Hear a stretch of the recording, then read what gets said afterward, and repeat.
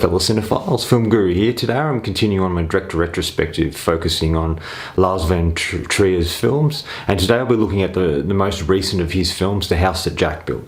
This stars Matt Dillon, Bruno Ganz, and also in supporting roles Uma Thurman and Riley Rogue. And this film really focuses on Jack, played by Matt Dillon, a killer who stalks the streets. He's a frustrated engineer come architect. He embarks on a voyage of artistic expression through murder. He charts 5 incidents over a period of 12 years that begins with his first kill and then leads ultimately to what happens to him in the end. He is trying to justify his actions to a mysterious companion named Verge. We hear him talking to at the beginning of the film, and ultimately we see who Verge actually is at the end.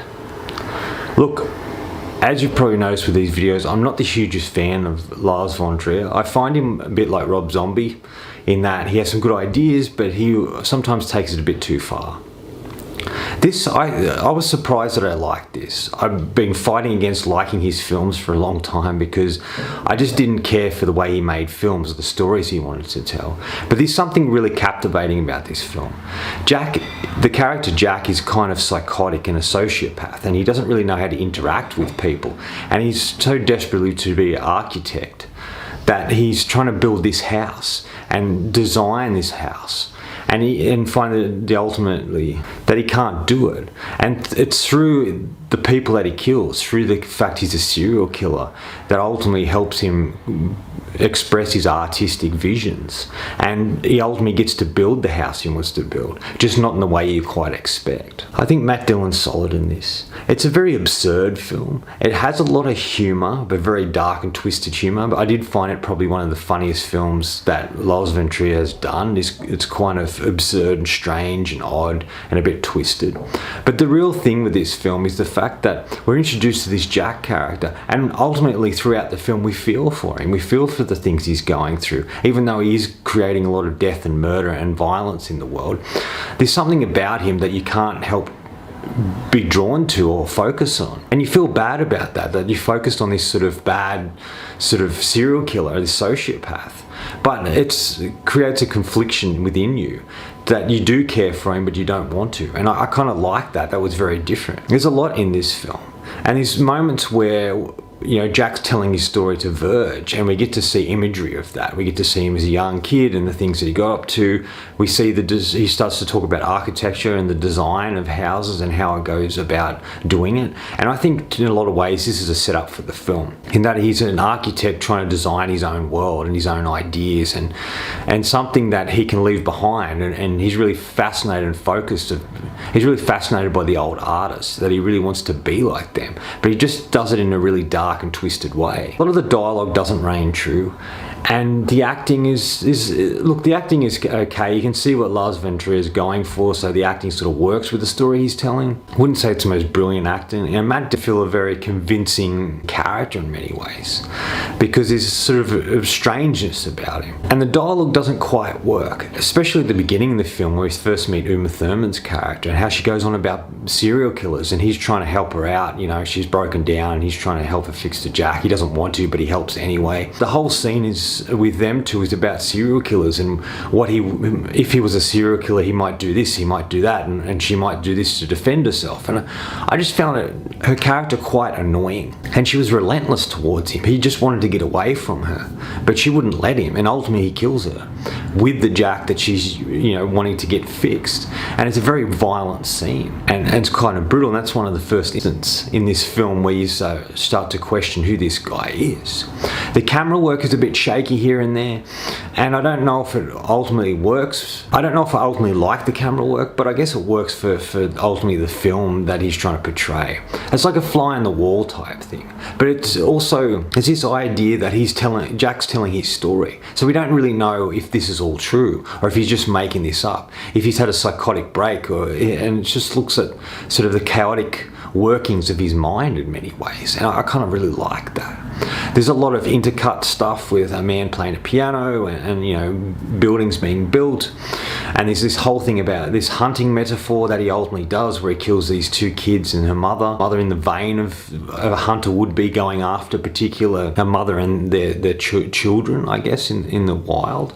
And it starts to make you think, well, hang on, like, that's not right. But then it's like, well, these animals getting killed, that's not really right either. So it sort of creates this confliction in you. And I really like that. I like all the inserts of that, where he's showing different things and he's talking about artists and he's talking about the things that inspire him. Yes, the death scenes are quite violent, and this one in particular involving Riley Rogue that I really don't care for. It sort of shocked me and threw me quite a bit, and I didn't quite know if I liked the scenes between him and her either, and the relationship they were trying to convey that these two had. But everyone else is kind of, yeah, it's shocking, but it's not as shocking as that particular scene. There's just strange things happen, and the humour comes out of the situation the character finds himself in. So the second instance, he pretends to be a cop to get entry to this house so he can ultimately kill this woman, and the way he goes about is very sloppy and violent and silly and absurd. And he has OCD, so even after he kills this woman and he tries to leave, he keeps thinking that he may leave evidence there may be blood stains or whatever, and he goes back into clean. He does that 3 or 4 times, and by the time he gets out the last time, the cops have already appeared. He goes into the bush and hides the body, and then he just waits for the cop to come, and he goes in the house and starts to tell the cop what he should look for and what he should do, and the cop thinks he's a bit strange, but that's about it. And the scene ends ultimately with him tying a rope to the body that's covered in plastic and the back of the car and just driving along, and you just see his body being dragged, and it's absurdly funny. And I can't quite put my finger on why I found it so humorous. I guess it was just the circumstances, but I found this very, very funny. Within this scene, he's worried about getting caught because there's a blood trail, and then it rains, and that covers up all the evidence that he had. He hides all the bodies in this particular freezer that he's bought, and they just sort of start to pile up. He doesn't really know what to do with them. Before rigor mortis sets in, before they become solidly frozen, he starts to put them in different positions and starts to use them as art. And there's one lady who's just frozen that he carries over his shoulder, and this is quite humorous, so it shouldn't be, but it is.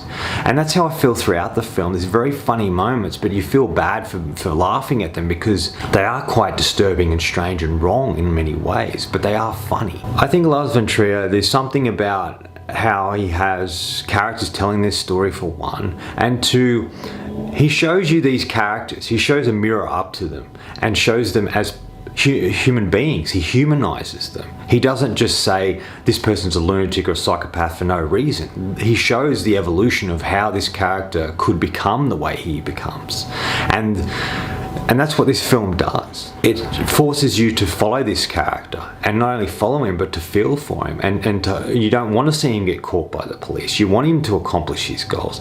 And there's a thing at the particular end where he goes through the bowels of hell with Virgil, like in Dante's Inferno, and it's like Jack becomes Dante and Virgil takes him through the bowels of hell. And you want to see him accomplish, you want to see him get out. He decides to cross a wall because his bridge is broken, and you just really want him to make it.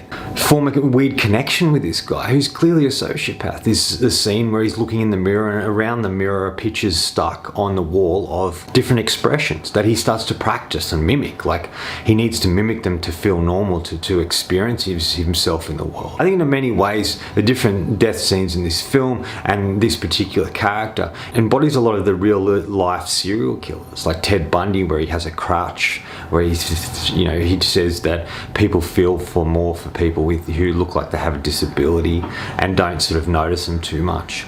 It's kind of a weird experience, this film. It definitely would not be for everyone. If you're a Lars Von Trier fan, you might enjoy it. And if you like movies that are a little different or really out there, you might enjoy it, but it's really not going to be for everyone. I sort of feel bad that I like it, but I do. I have to admit I do like it, and I can't help it because I really enjoy my experience with it.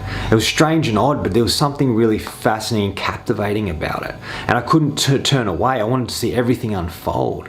And that's not usually how I feel with movies like this. I usually want to steer away from them and don't want to watch them all the time, but there's something really fascinating about this film I can't be helped drawn about. Lars Von Trier is a director who takes an audience on a journey. You never know where the journey's going to lead and what the destination will be. And this is a great example of that.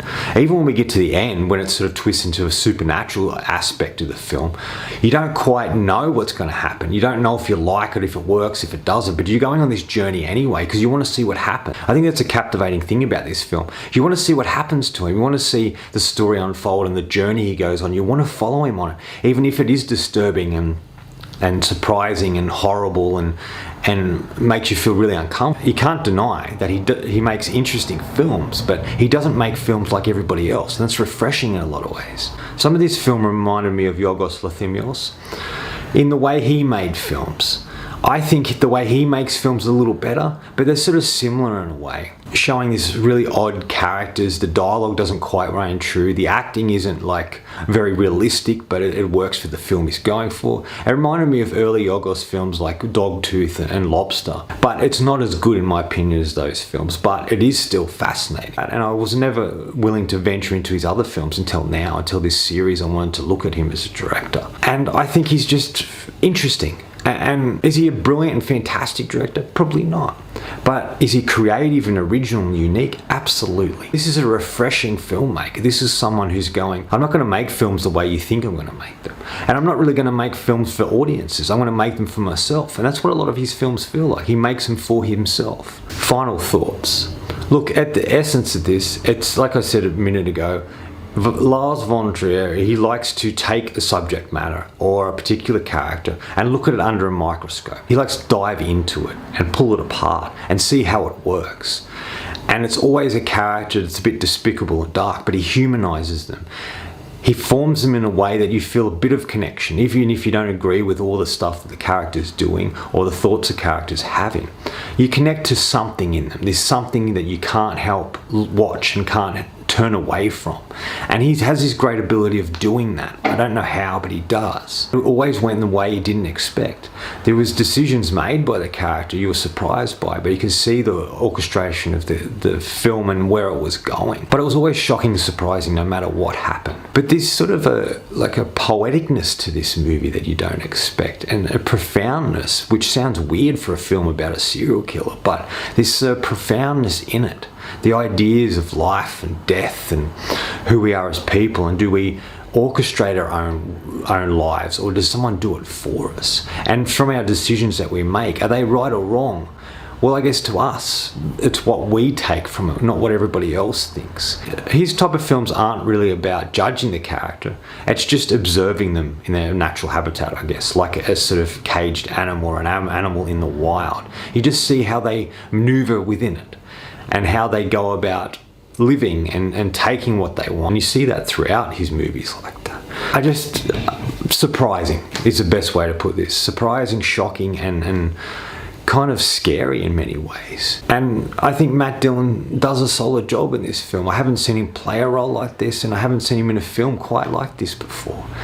But Bruno Ganz, I think is how you say his name, who died recently, he's a really fascinating actor. I thought he was great in this. I loved him when he played Hitler in Downfall, and he'd been in a variety of other things. He was a really solid and fascinating actor who worked really well with Lars Von Triers, and he's fantastic as Virgil in this film. And he's really worth the wait because he doesn't appear until the third act, and probably the last half an hour of the film you get to see his interaction with Jack, and the fact that he's been watching Jack for quite some time, and you find out who he is and where he's taking him. I think this is great. But yeah, if you like his other films, definitely check this out. I just don't think it's going to be for everyone. Anyway, that's all for me today. Thanks for watching. I hope you're enjoying these director retrospectives. I'm enjoying doing them and looking at particular and interesting directors, and this man is definitely one of them. Anyway, until next time, enjoy the movies.